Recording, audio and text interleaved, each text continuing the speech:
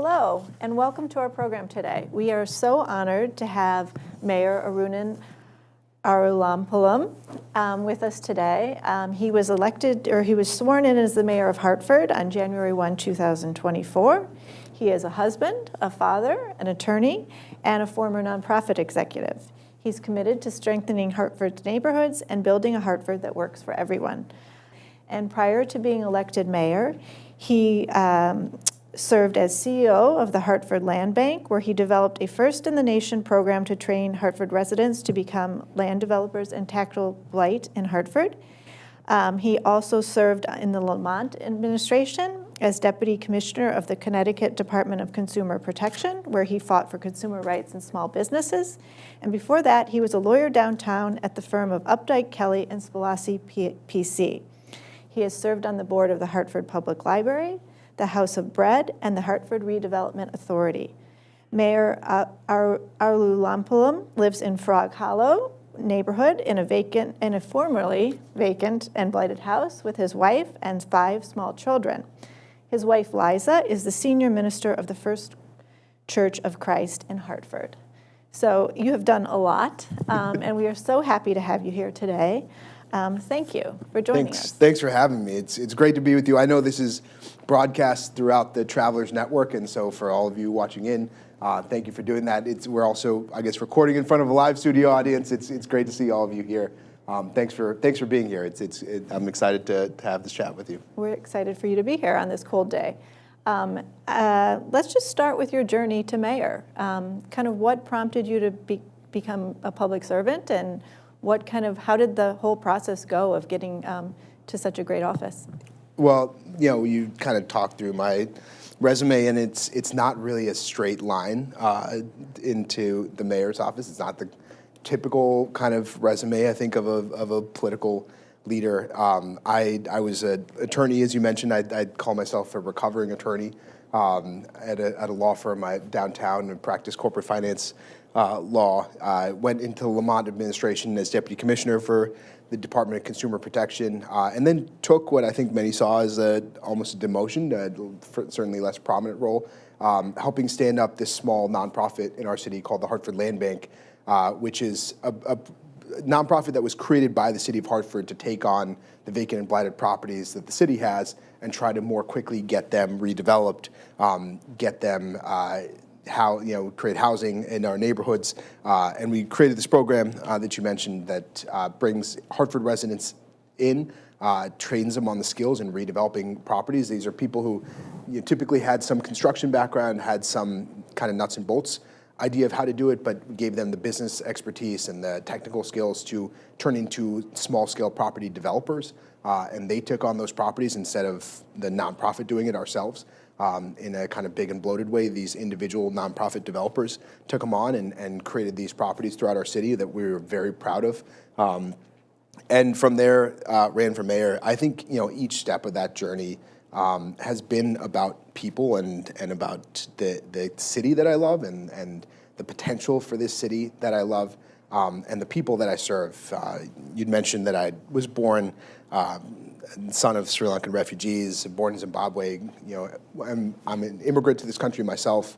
I think a lot of times growing up just felt like politics was something that happened in some ether away from me, that it was something that I couldn't access myself, that it was something that people who had different pedigrees and different upbringings maybe engaged in. But politics is about people. It is about what we can do collectively and what we can achieve collectively if we're willing to work together. And ran in a race against 2 people who had been in politics a very long time, 2 people who had been in elected office, each of them about as long as I'd been alive.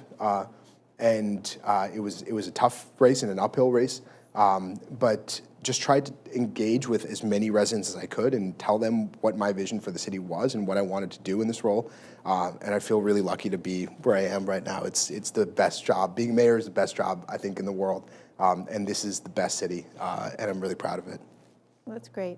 I think one of the things that we often talk about with citizen travelers is in encouraging people to become engaged civically. People often think, I need to have some kind of special background. You are a lawyer, but people often say, I need to be a lawyer or have a political science degree or things of that nature. But one of the things that we've kind of learned, I think, through this journey that we've been on is that it's really like a lot of the skills you use are skills that aren't necessarily related to being a lawyer or being, it's really just certain things like empathy or being able to listen or being able to solve problems. What have you found is like the most kind of surprising thing about being mayor and the thing that you didn't expect about the office? I'll say two things. One, to me, we elect these officials and we think about that individual as running in government, but it takes a lot of people to run government. And to me, the ability of somebody to build a team around them, to get the right people around them, is almost the most essential component for somebody who's in an executive role, a mayor, a governor, or president. Bringing to the table people who have a diverse set of experiences. In fact, I would say we shouldn't all be lawyers. We need a depth of creativity and skills and experiences to be able to take the society we see today and build the society we want to build. And for me, the biggest part of that journey initially was building the right team around me. My chief of staff is here, James Wolfe. Happens to be a lawyer. We went to law school together, but he has so many other skills as well. Was a former part of Travelers. I've got a great COO, a great corporation counsel.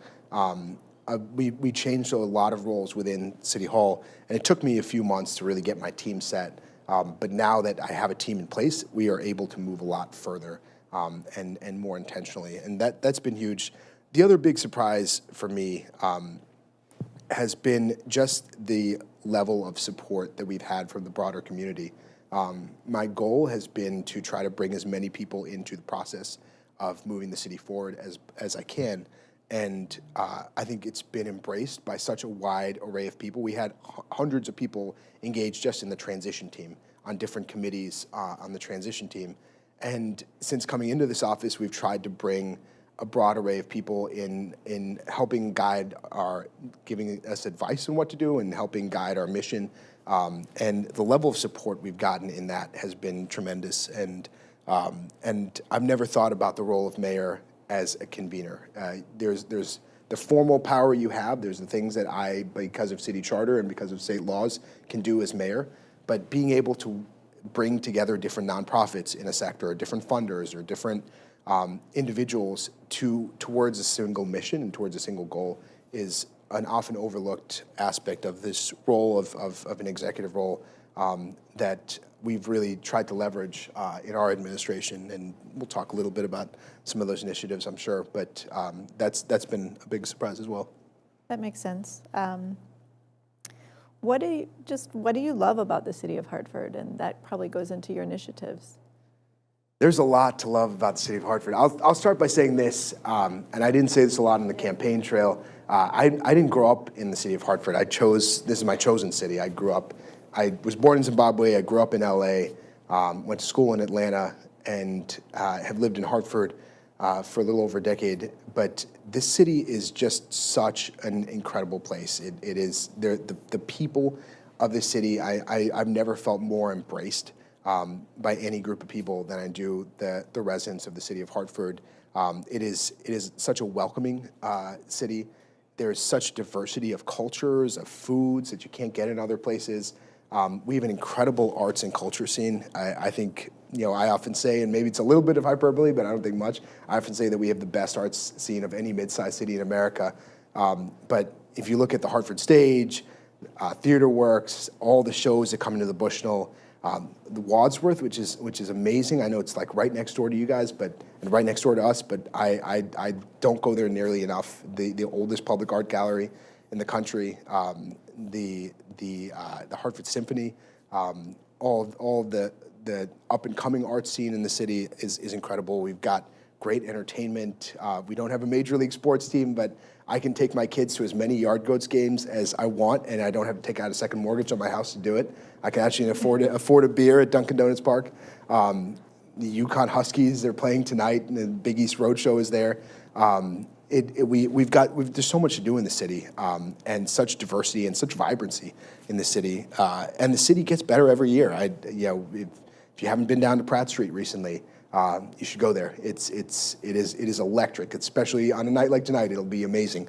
The city gets better every single year, and there's so much to love about Hartford. And I hope one of the takeaways from this, as you walk out of this room and talk to people about the city in the coming weeks and months, I hope all of you are cheerleaders for this city, because there is so much to do right here in Hartford. This is an incredible city. We are building a world-class mid-sized city right here. And I hope you're all proud of the city that we are and the city we're becoming. That's a good point. And I, as you were speaking, I was thinking, like, how do we get more people to know that? How do you, and that's part of what is maybe already underway, what are some innovative solutions to get people to think about Hartford more and to come into the city to do more things if they're not right in the city, or to utilize the city and all those things you just listed?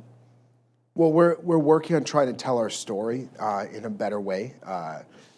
Actually, one of the initiatives we have is we're working with the city of East Hartford on a task force around shared services. In the state of Connecticut, we've got 169 municipalities. If you were to start from scratch, nobody would create a state with 3.5 million people and put 169 different municipalities in there. But as part of that task force, we're looking at whether we can share some services. We're also looking at whether we can start to think about ourselves and market ourselves as a region. And actually, Courtney at Travelers here is leading that task force around shared tourism and marketing. But we are really the center. We're a city of 128,000 people. We're the center of a region, a metro of 1.2 million people. We have all the challenges of that metro. But we also have all of the potential and all of the opportunity of that metro. And we need to start thinking of ourselves as a city of 1.2 million people, because that's what we are. And we're looking forward and trying to figure out how we can position ourselves as a premier metro between New York and Boston. But I think telling our stories, talking about everything there is to do in the city, talking about all of the benefits of the city, talking to your friends about, every time somebody says something negative about Hartford, I hope that everybody that loves this city will push back just as forcefully. There is so much to do here. There's so much fun that you can have in the city. There's a lot. There's a lot of reasons that you should think of moving to the city. There's a lot of reasons you should think about raising a family in this city. There's a lot going for the city of Hartford, and I think telling our stories is something that we are, as a city, working on trying to do better. That makes a lot of sense. And that kind of goes into another topic that we were going to speak about, is how can people actually become more involved in making all of those dreams for Hartford come true? So in addition to just talking about Hartford and telling the story, are there hands-on things that people can do to make, we talk a lot about it, Citizen Travelers, about civic engagement. How can you become part of the solutions? Yeah, and there's civic engagement, as you know, has a lot of paths, and sometimes that means running for office, but there are nonprofit boards in this city that need your leadership. There are boards and commissions at the city that if you live in the city of Hartford, we are looking to fill our boards and commissions, and we would love to get you engaged in those. There's an organization called Leadership Greater Hartford that does a program called Leaders on Board, where they sit down with people and they talk about the general board governance basics, but then they have a speed dating kind of night where you can meet a bunch of nonprofits that need new board members. And to your point, not everybody needs a lawyer. There are people who need creatives in the city. There are people who need accountants. There are people who need a whole range of skills and talents. Courtney is helping us so much with that regionalism task force because of her marketing background. And whatever your skill or talent or passion is, there's a way in which that can be used to make this city better, make this region better. And I think the goal of Citizen Travelers is an incredible one. It is about how, working together, we can try to build the kind of society that we want to see.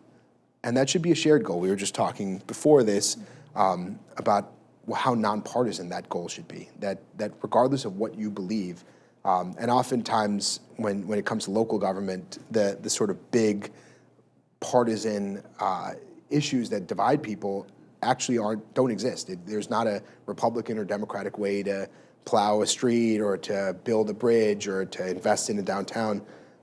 It's about solutions, and we need as many people at the table in crafting those solutions and helping implement those solutions and being a part of those solutions as we can get. That's so true. I was just saying before we came on that one of the benefits of this role is I am able to speak with people throughout Travelers who are doing amazing things. And I was having a conversation yesterday with someone who's on his school board, and he made a wonderful point. He said, everybody cares about their kids. Whatever your political views are, your perspectives are, you care about your kids, and it's an emotional thing. And so one of the things that he takes to the school, being on the school board, is just that core idea. So people may be talking about all sorts of different solutions, how to get there. They may differ on what's required or how to get there, but ultimately it's coming from the same good place. And so many local offices are so impactful in your daily life. I think we do get caught up in the big national issues, but it's really at the local level, which is really impacting everything. So, and it's a place where you have some control over things. I think you can look out at the world today as it is, and regardless of what party you come from, there's probably some level of fear and anxiety about what is happening in the world. And likely none of us in this room can impact what international relations look like or global conflicts look like, but we can really have a huge impact on whether kids in the city of Hartford get the same education as kids in neighboring towns. We can really have a huge impact on, whether our nonprofits have the ability to meet the needs of the residents of communities like this. We can have an impact on whether there's a coach for the after-school basketball program, in the north end of Hartford. And so those kinds of things make so much impact. And you can sit at home on Facebook or whatever social media, or you can watch TV and just worry about what's going on in the world, or you can do something, and that action really has to happen at the local level. So much of what I've been surprised by too is how often these local offices or these local boards or these local commissions or committees, it's actually difficult sometimes to have people to serve on them, right? So there's real opportunity to make a big difference just by showing up. And I don't know if you found that, like, as far as I'm sure it's when you talked about your transition, and that's a lot of people to find to come to get involved. And do you find, like, what's the best way for someone to just kind of say, someone in this room says, I really want to be involved? Like, who do they call, or what do they do? Or maybe this is James too. Yeah. Well, I'll tell you a little story about me and James when we were in our 20s. The city of Hartford had just announced some severe budget cuts. We were close to bankruptcy. A number of the big events and festivals had gotten canceled in the city. And so myself, James, and a friend of ours created this event we called Discover Hartford. We had a scavenger hunt around the city of Hartford, and we picked, in every neighborhood, we picked one historical or cultural institution and then one food or drink place. And so you'd get a clue that would lead you to the historical or cultural institution in that neighborhood, and then you'd go nearby and you'd buy a papusa or get a margarita or whatever it is, and the person behind the counter would give you the clue to the next place. It cost us $0. The people who came spent a little bit of money on the treats along the way, but it wasn't much. But everybody who came had a great day in the city of Hartford. It was always on a Saturday. We kept it running until COVID and never really picked it back up after that. But it didn't cost anything, but it was a ton of fun, and everybody had some familiarity with the neighborhood that they hadn't learned about before. They learned a historical fact that they hadn't learned about before. And we didn't have to really ask anybody. We didn't have to get any permissions to do it. We just did it. All of you guys, I'm sure, if you take time, spend time in the city, will have ideas of how to make the city better, of how you can get involved. And obviously at City Hall, we would love to help you make that happen. But you should all feel empowered. This is your city. Whether or not you lay your head here at night, this is your city. If you are in the greater Hartford area, as capital of this state, the success and vibrancy of the city matters to you. And you should feel ownership in what the future of the city looks like. And if you have ownership in this city and what the city is going to look like, there are so many ways you can get involved and use whatever talent or gift you have to make the city better. That's great. That's a great story. And to think that now you're mayor and James is chief I of know. staff, I mean, that's really amazing. Just curious, what obstacles, like when you did that, what obstacles did you find and how did you overcome them? Or what obstacles do you find just daily and can just almost just like what's your advice for just kind of getting through some of those things? There are a number of substantive obstacles we have as a city. We've got a fraction of the tax base that we need to deal with the challenges we have. We've got a smaller grand list than West Hartford does, and have half as many residents. And so we've got to do everything that we do with far fewer dollars and far fewer resources. And that's challenging. And on top of that, we have an office vacancy in our downtown. We have rising costs of city government and concerns about our revenue. There are really challenging circumstances as a city, as many mid-sized cities across America are facing, but that are especially pronounced in this city. But to me, the biggest challenge that we face collectively is just a lack of belief in what we could be, a lack of imagination, creative imagination about what we can be as a city. It is every time you go to a dinner party and somebody says like, oh, there's nothing happening in Hartford. Hartford's such a dead city. Like, Hartford's going in the wrong direction. It's not true. Like we have a lot going for us as a city. In the midst of all those challenges, we've got a great community. We still have really invested corporate partners like Travelers who are part of figuring out our future and our success. We've got incredible people in the city and incredible creativity and incredible opportunity. And if we can work together to harness that, if we can get out of our own ways, if we can stop finding cynicism and challenges and look instead to solutions, I have every bit of faith that our challenges are, that we have all of the tools we need to meet our challenges. But I think very often the biggest stumbling block, the biggest obstacle can be our own self-perception, our own sense of self. We have a chip on our shoulder, I think, as a city, maybe because we're in between New York and Boston. And there's a way in which that can turn into cynicism. There's also a way in which that can allow us to double down on the things that make us great as a city, that allow us to lean into the things that already make us great. And instead of trying to imitate some other city, become the best version of ourselves, which will be a world-class city if we do that right. That's true. Invest, right?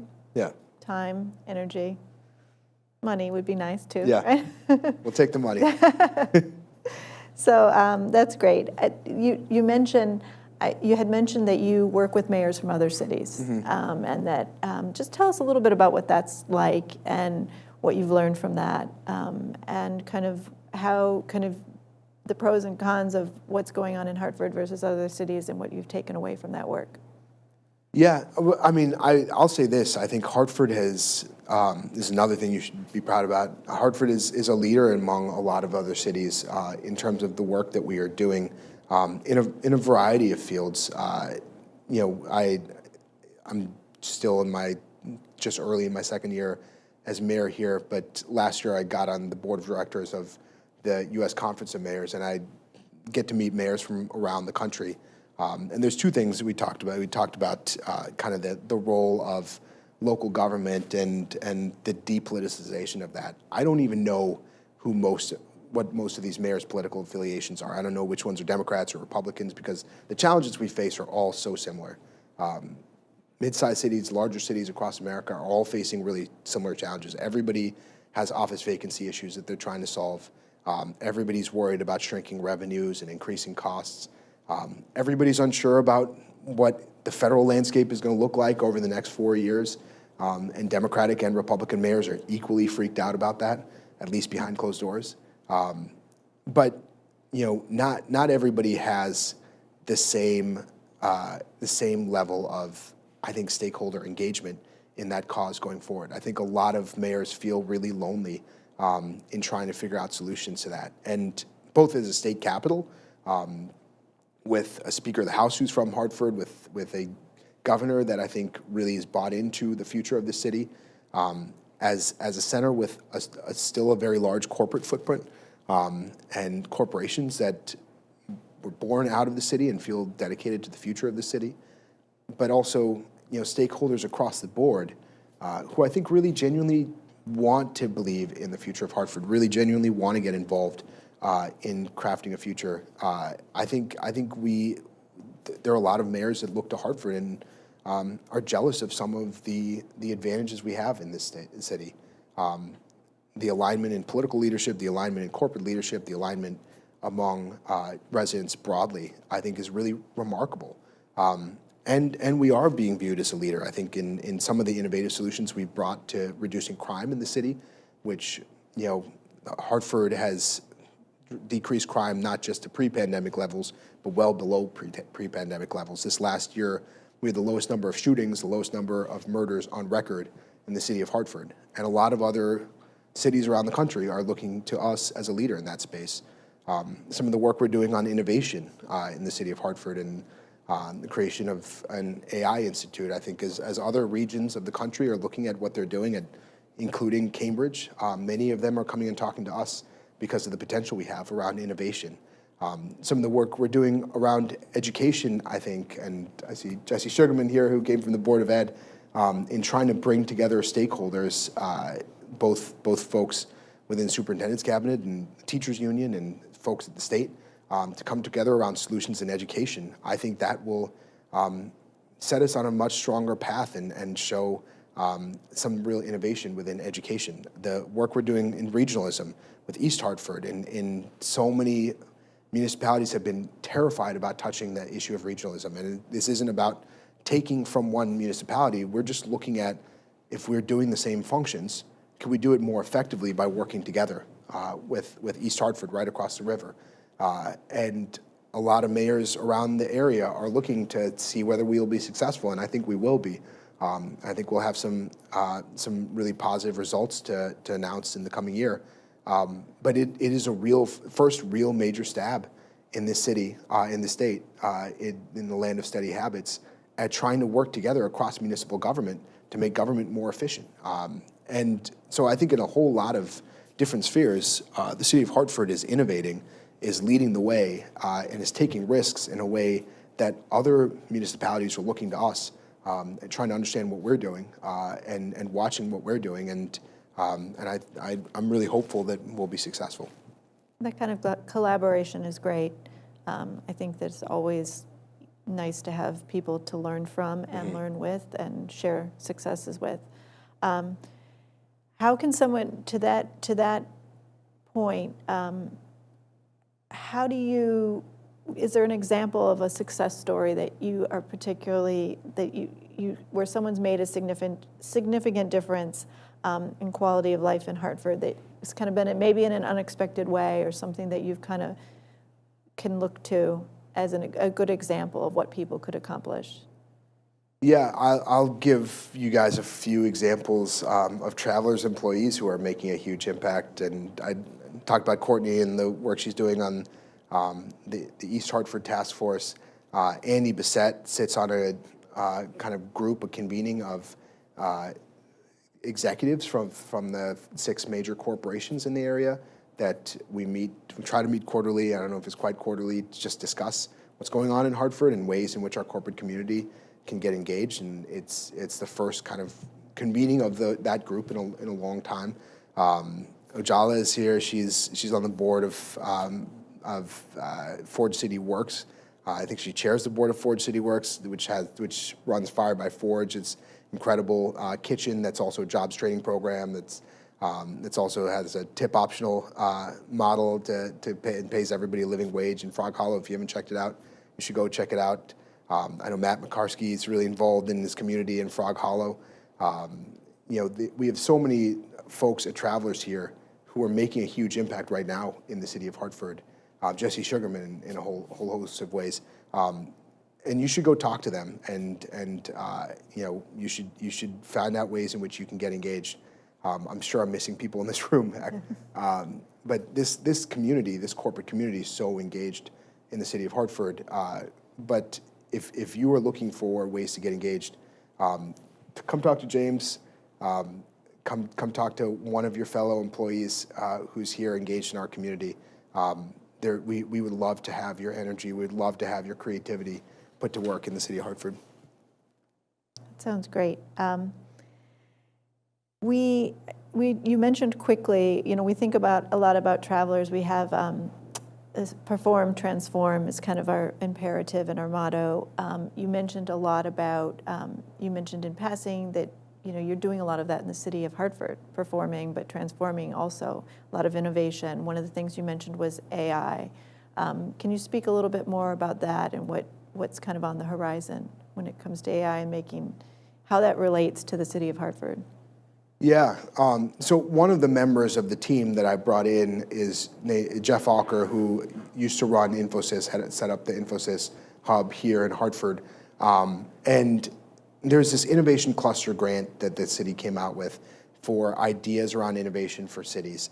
And it was really created for Stamford and New Haven.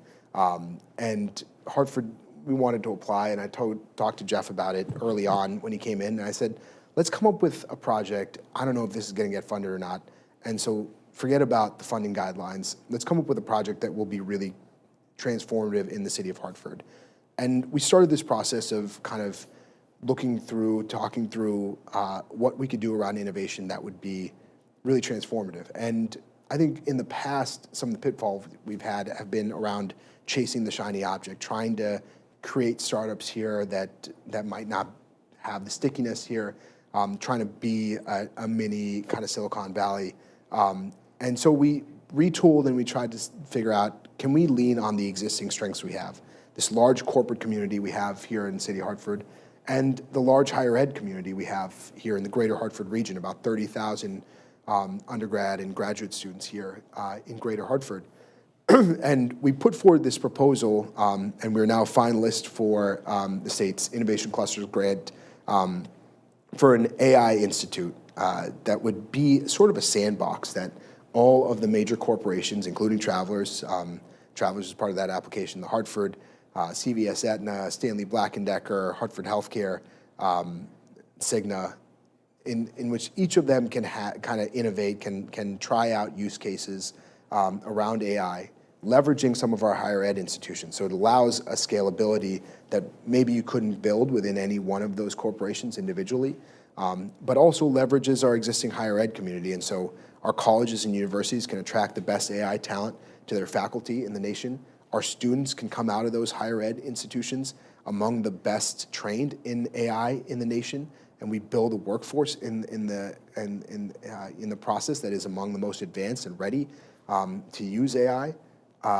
And places like Travelers have an incentive to innovate in Hartford instead of in Atlanta or anywhere else. That there's an incentive to keep all that innovation here in this city and to grow that and to leverage our existing workforce to do it.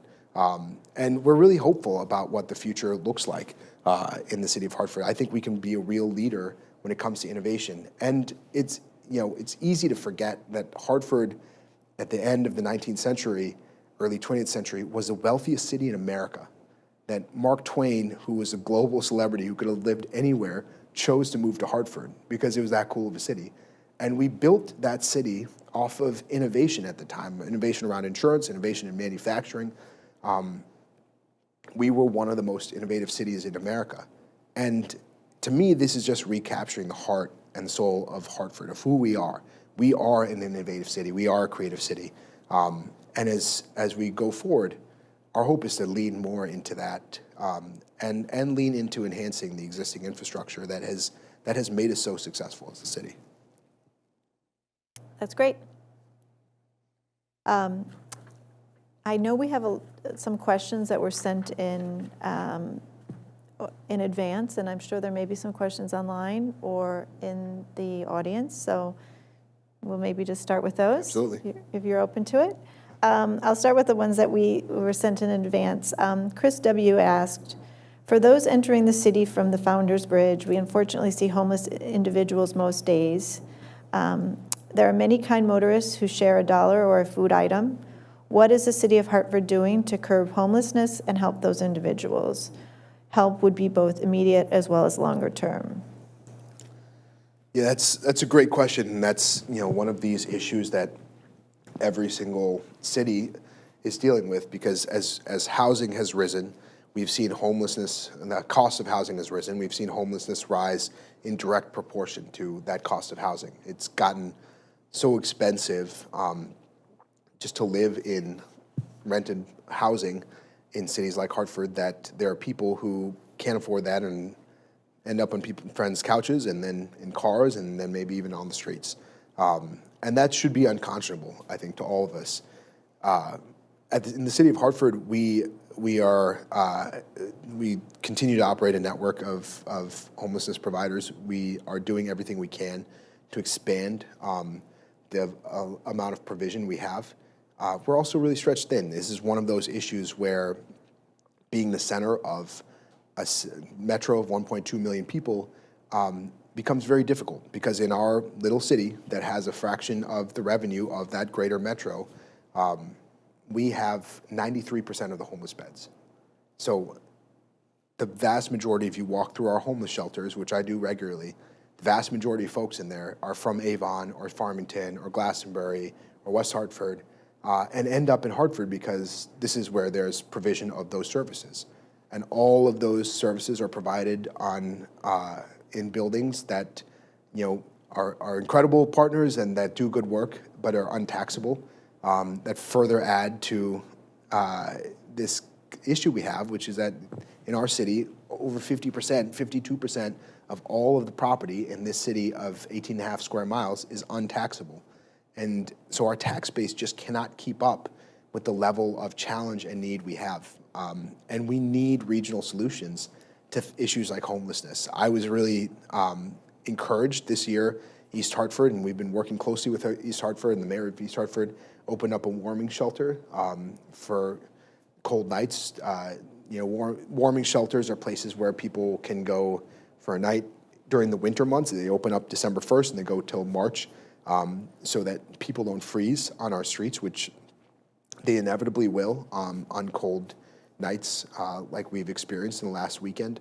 And East Hartford opened up a warming shelter. There's one in Vernon, there's one in Bristol, but there aren't many options for housing for the unhoused outside of the city of Hartford. And it's something that I talk to the Commissioner of Housing about regularly, I talk to the Governor about regularly. We need other communities to step up and be part of that solution, because these are the sons and daughters of surrounding communities. This is a shared issue. It's not a Hartford issue. This is a shared issue, and we want to be part of that solution. We don't want anybody to freeze to death because there's not a place for them to live. But we cannot, indefinitely into the future, hold 93% of all of the homeless housing shelter beds within the city of Hartford. We need surrounding communities to step up, and it's something that I've had conversations with mayors and town government in surrounding municipalities. It's something that I hope we all take on to our shoulders and try to share the burden in. That's a great point that I don't know if people think about it in that broader way. If you are someone who's living outside of the city limits of Hartford, in a community, what are the steps that you could take to get involved in that, or to make sure your local officials are aware that this is a priority? Well, there are nonprofits who I think would be open to building housing. There are dollars at the state, and there are nonprofits who would be open to building housing for the unhoused in almost any community, and struggle with zoning requirements in communities that have different zoning requirements than the city of Hartford does. And so talking to people you may know on the Planning and Zoning Commission, talking to your town council about it can be huge. I mean, I think that the perception of the unhoused being a Hartford problem is a stigma that we need to get past, because it is impacting families across this state, across this greater metro. There are kids who grow up in upper middle class families in Glastonbury and have a sports injury and then get hooked to opioids and they're more likely to end up, and frankly, more likely to die on streets like mine than they are in the community in which they grew up. It's a shared problem. It is a shared challenge, and we are doing a disservice to our residents. We're doing a disservice to the families in our own communities if we don't want to work together on solutions. That's definitely worthwhile thinking about. Thank you. The next question we have is from Regina F. She says, I would like to understand more about what the mayor is doing about and what he's referring to when he says he would like to revitalize neighborhoods in Hartford. Are there specific programs available for ordinary people, not property investors or flippers, to purchase rental property? Are there grants programs available for first-time home buyers? Yeah, there's a number of programs that already exist for first-time home buyers. Mutual Housing in Hartford and the Urban League both have trainings for first-time home buyers. The Liberty Bank actually has this incredible mortgage instrument. If you purchase a home in the city of Hartford, you can pay 3% down. There's no PMI. You get $2,500 towards closing costs. There's a number of programs for people who want to buy homes in the city of Hartford. One of the greatest challenges we have is that if you want to buy a home in the city of Hartford and you are, moderate to lower income, we just don't have enough homes in your price range to purchase. If you're looking at homes under $500,000 right now in the city of Hartford, under $400,000, you might not find one right now on Zillow because we haven't invested in creating middle-class home ownership opportunities here in the city of Hartford, and because of that, we've got the lowest home ownership rate in the state of Connecticut. It's 23%. In the Frog Hollow neighborhood that I come from, it is 7%, and there's a number of neighborhoods around Hartford, Asylum Hill, Clay Arsenal, where it's in the single digits of home ownership. And just to give you a reference point, Glastonbury's got a 70% home ownership rate. West Hartford's got a 70% home ownership rate. Glastonbury's got an 80% home ownership rate. It is driving a massive wealth gap in our state. And so we have invested. It's something that I tried to tackle in my last role at the Hartford Land Bank. The greatest issue is the resources for home ownership, and so we've invested at the City of Hartford $6.5 million in the last budget to create home ownership for low and moderate income families in the City of Hartford, to build that physical home ownership, to allow for properties that would otherwise become rental properties to be home ownership opportunities. And there's a whole range of programs already in existence to help those who want to purchase homes. And there's a number of kind of demand side interventions, but there isn't really a supply side intervention yet. And it's something that no major city has really figured out across the country.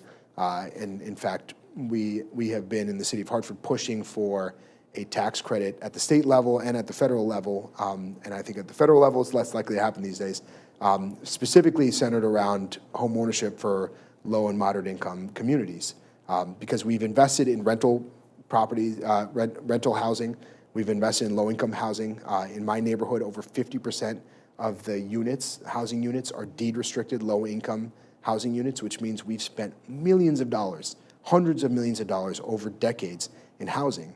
And the housing instability has not gotten any better because people in neighborhoods like mine can't own, can't control those properties, can't build wealth in those properties, which means that we're going to stay in the cycle of housing instability for decades to come, even if we make the short-term investments in increasing affordable housing. If we don't allow communities in neighborhoods like mine to be able to own and build wealth that they can pass on to their kids, we're going to continue to replicate those cycles. And so we've made real investments in that. It's another place where we're hoping to be a leader. We've asked the state to join us and hopefully at some point the federal government as well, because I think it's really important if we want to address the full scale of the housing crisis in our nation, that we address the ability of all communities to be able to build home ownership. Tough problems, for sure. I'll say one other thing. Yeah. The question I think was a little tilted towards home ownership, but we also really believe in growing neighborhood investments in business corridors. So Hartford, 50 years ago, had thriving business corridors along Albany Avenue, along Main Street, along Park Street, along Franklin Ave, and Wethersfield, and Maple. They were mini city centers. If you lived in a neighborhood, you had a kind of main business corridor that you could walk to and get a cup of coffee, and you get a, sit down for a meal at a restaurant. But right now, north of Dunkin' Donuts Park, if you go through the entire north end of Hartford, there's not a single coffee shop that's not in McDonald's or Dunkin' Donuts. There's not a single nice sit-down restaurant. The entire north end of Hartford, and I think it just leads to such a disintegration of community, such a lack of a sense of place and a sense of dignity and value in our neighborhoods. And so we've also invested real money into rebuilding commercial corridors, and we're going to start on Upper Albany, Upper Main Street, Park Street, one other street in the south end. We're trying to figure out which one, and we're going to try to create a cluster, invest in a cluster of businesses, small businesses, hopefully geared towards Hartford residents, Hartford entrepreneurs, and create build-outs of a small cluster that can turn into a kind of neighborhood center. One intersection, one street, in which you can walk down the street to a coffee shop, walk down the street to a restaurant, walk down the street to, a record store, a clothing store, whatever it is, and have a sense of place, have a sense of community again. And I think rebuilding those commercial corridors will have certainly an economic development impact, a small business impact, an employment impact, but also an impact on the sense of, place, the sense that your neighborhood matters, the sense that the place where you live really matters, and a sense of safety. Makes sense. Hopefully all those people at Travelers will go to all those businesses. Yes. Yeah. So we look forward to that. Are there questions that people have in the audience, or have we received more questions online that you'd like to ask? Anybody in the audience?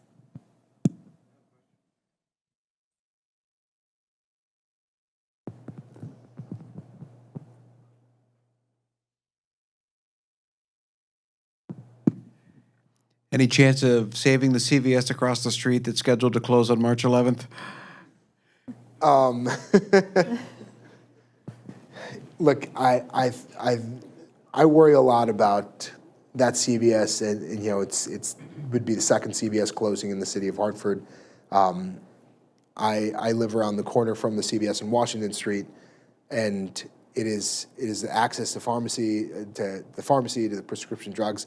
It's also kind of how most people in my neighborhood buy our basic goods. Like our toothpaste comes from that CVS, our basic groceries come from that CVS. Each one of those closings has a huge impact on the city.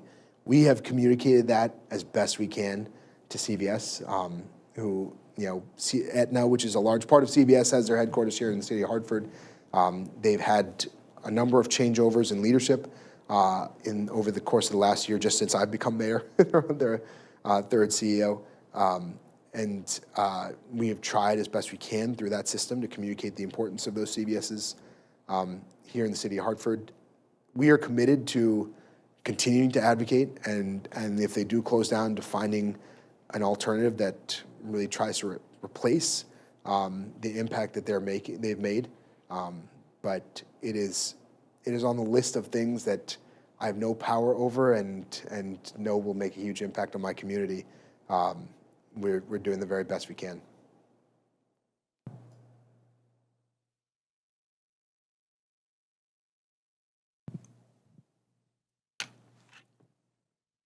Hi, it's good to see you again. Yeah. I lived in Hartford for a number of years. I first came to this area in the late 70s. It was a booming and very thriving city.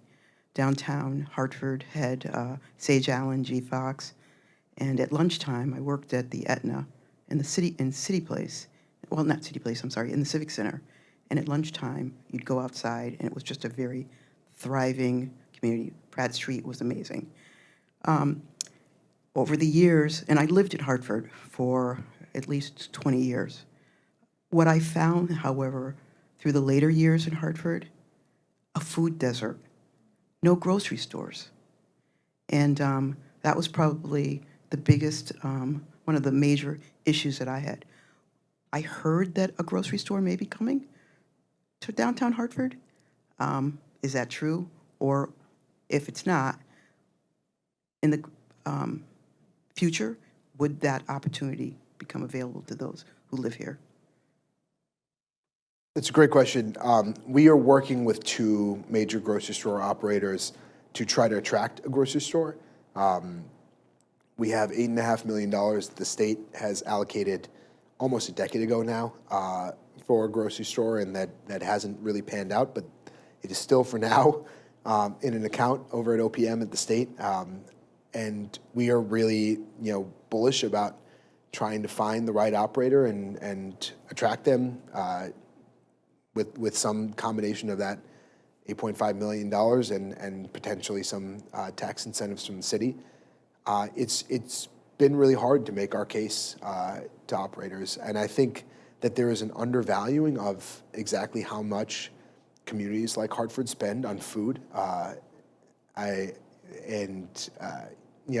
Everybody has to eat, and the income, even lower income families spend on food, tends to maybe be a larger chunk of their income, but they still spend a fair amount of money on food, and they're going to grocery stores in Windsor and in West Hartford and in Weathersfield. And so I'm very hopeful that we can attract the right grocery store to the city of Hartford, but it's been a challenge. All right, I have a question from Joe F. You spoke a little bit about the grand list per capita being lower in Hartford than other municipalities in the metro area. One cause that comes to mind is the amount of non-taxable public land, like the state capitol and courts. Can you talk a little bit about how the city tries to offset that lost revenue?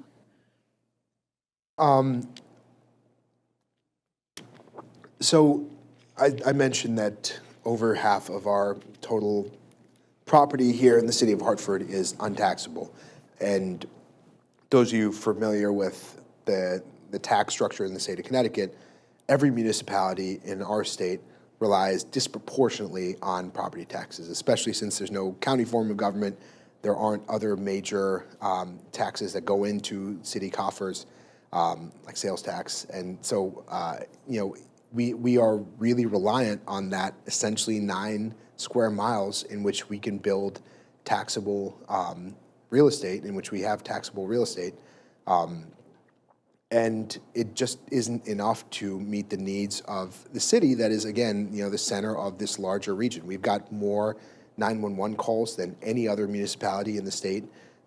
We have an education system that is so fractured because of the impacts of Sheff versus O'Neill, and is struggling each year just to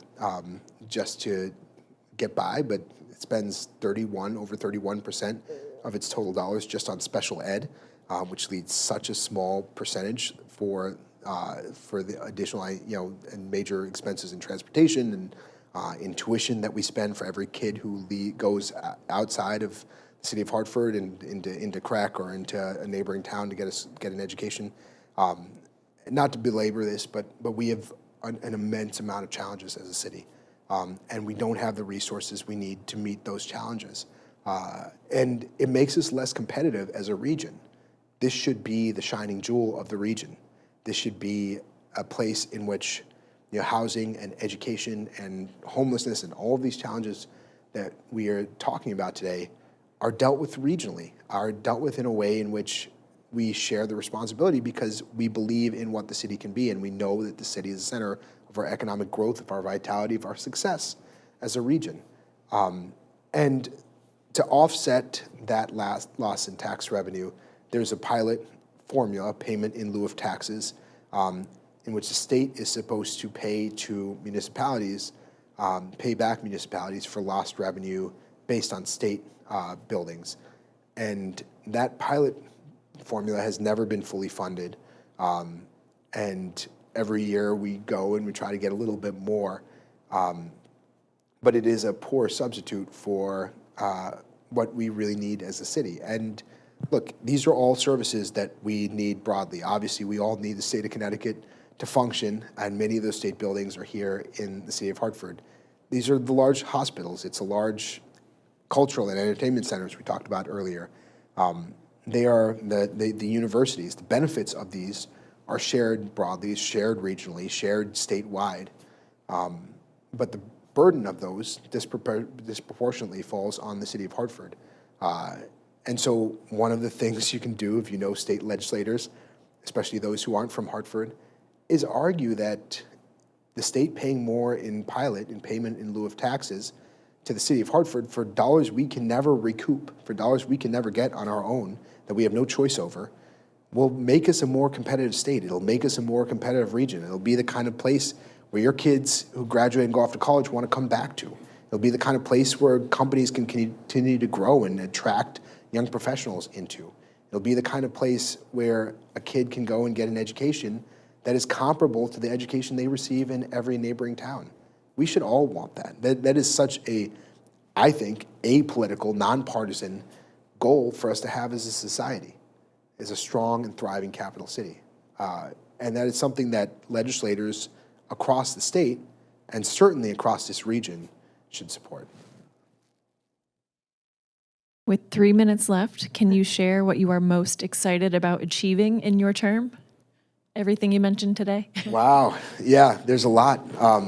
Look, I think that there's an opportunity in the decade ahead to build a really phenomenal city. As we haven't really talked about development, but you probably have seen those developments coming up across from Dunkin' Donuts Park, where the yard goats the Dono project is called, downtown North. We are looking at developments in the parking lots across from Bushnell, the Bushnell South project. Those two sets of developments will stitch together a city that is seamless.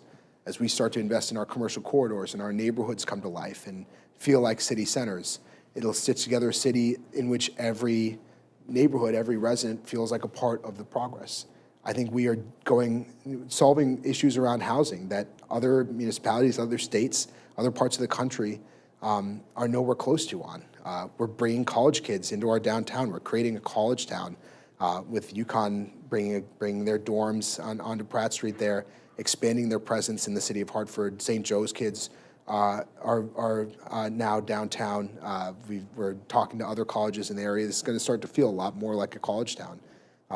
We are, I think, doing some really exciting and generationally changing things around innovation and around AI that will set us up to succeed and be a leader for generations to come as a city. We are engaging our corporate community, and Travelers has been a big part of that in building a better pipeline of workforce between Hartford residents and our major employers in the area. We're talking about this partnership with East Hartford, which would be historic. There's never been that kind of an effort to bring together and create shared efficiency, shared progress between two cities like that, and starting to view ourselves more as a region and starting to view ourselves more as one large city. In so many ways, I think Hartford is going to change so dramatically over the coming decade. And maybe change isn't the right word, but really, get to achieve goals that have been decades in the making. And it is an exciting time, I think, for the city, and an exciting time to be a part of that progress. And I hope that you all, I started off saying this, I hope that you all are so proud of this city that is your city, whether or not you lay your head here, whether or not you physically live within the boundaries of the city of Hartford. I hope you view this as your city. I hope when you're out of town, you tell people that you're from Hartford.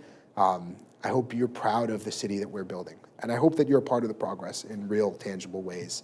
And if you're not yet, we'd love to make you, help you find your place and help you become a part of that progress. That's great.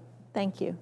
I feel like I learned today that it's complicated and it's regional. And I think and I'm sure everyone has their own takeaway, but super important conversation, super illuminating, and just thank you. Thank you for working so hard for the city of Hartford. I was born in Hartford, and I feel a little prouder after this conversation. That's good. So thanks to everyone who joined us today, and I hope we have some hands-on solutions that we can be a part of. So, and hopefully we have you back in a couple years, and we have lots of progress. All the problems will be solved by then. Yeah. So thank you guys so everyone. much for having me. I really appreciate it.